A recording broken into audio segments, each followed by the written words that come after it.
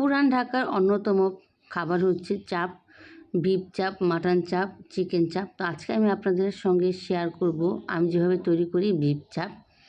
এই জন্য বিফটাকে খুব পাতলা পাতলা করে কেটে নিয়েছি, সলিড পিস, হাড় চর্বি ছাড়া। এখন এটাকে আমি শিল নোড়ায় একটা একটা করে থেতো করে নিব। আর এপাশ ওপাশ করে যদি আমি সময় নিয়ে থেতো করি তাহলে মাংসটা কিন্তু একদম পাতলা হয়ে যাবে এবং কি খুব লম্বা হয়ে যাবে এবং পাতলা হয়ে যাবে। তো আর দেখুন আমার সম্পূর্ণ থেতো করা হয়ে গেছে। তো এখন এগুলো আমি চলে গেলাম মশলা রেডি করার জন্য।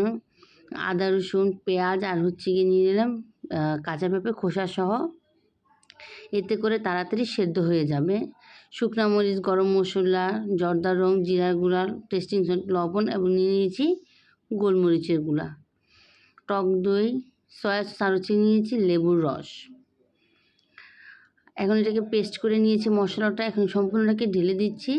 দিয়ে দিলাম লেবুর রস, সয়া সস আর হচ্ছে গিয়ে টক দই। আর এতে করে খেতেও ভালো লাগে এবং তাড়াতাড়ি সেদ্ধ হয়ে যায়, যেহেতু আমি থেতো করে নিয়েছি আর সেদ্ধ হতে দেরি লাগবে না। এখন আমি সম্পূর্ণ মশলাটাকে সুন্দর করে মেখে নিয়ে নিচ্ছি। আর এখন দিয়ে দেবো একটু সুন্দর করে এখন মাংসটাকে দিয়ে দিচ্ছি মাখানোর জন্য। হাতের সাহায্যে এবং মাখিয়ে নেব। চাইলে আপনারা চামচের থেকে হাতের সাহায্যে মাখলে খুব সুন্দর করে প্রত্যেকটা গায়ে গায়ে মশলাটা লেগে যায়। একটু ঝালের জন্য মনে হলো একটু শুকনো মরিচের গুঁড়া দিয়ে দিলাম। এখন দিয়ে দিলাম একটু টমেটো সস, বা আপনাদের কাছে যে ওয়েস্টার সসও দিতে পারেন, কিন্তু আমি টমেটো সসটা ইউজ করলাম। এখন দিয়ে দেবো সামান্য সরিষার তেল দিয়ে এখানে আমি একটু মেখে রেখে দেবো। আর আপনারা চাইলে বেশ কিছুদিন রেখে দিতে পারেন ফ্রিজে, কিন্তু আমি 2 দিন পর চলে এসেছি রান্না করতে। আর আমি সরিষার তেলটা দিয়েছি সেটা কিন্তু ভিডিওতে স্কিপ হয়ে গেছে। এখন আমি বেসন দিয়ে দিলাম।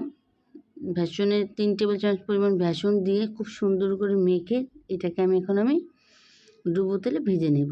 তো ভেজে নেওয়ার আগে সম্পূর্ণ বেসনটাকে আমি সুন্দর করে মাংসের গায়ে মাখিয়ে নিচ্ছি। আর ধন্যবাদ যারা এতটা সময় নিয়ে আমার ভিডিওটি দেখছেন, তাদেরকে অসংখ্য ধন্যবাদ। যারা আমার ভিডিওটি ইউটিউব থেকে দেখছেন অবশ্যই চ্যানেলটা সাবস্ক্রাইব করে দেবেন, এবং যারা ফেসবুক পেজ থেকে দেখছেন অবশ্যই পেজটা ফলো দিয়ে গ্রুপে শেয়ার করে দিবেন। তো আমি তেলে একটা একটা করে ছেড়ে দিচ্ছি। আর যেহেতু এটা গরম তেলে দেওয়ার এটা ছোটো হয়ে আসবে, তো আমি এরকম ফাঁকা ফাঁকা করে দিচ্ছি। আর খুব সুন্দর একটা অ্যারোমা বের হয়েছে, যেহেতু সম্পূর্ণ বাটা মশলায় করা, সব কিছু মিলে খুব সুন্দর একটা অ্যারোমা বের হয়েছে।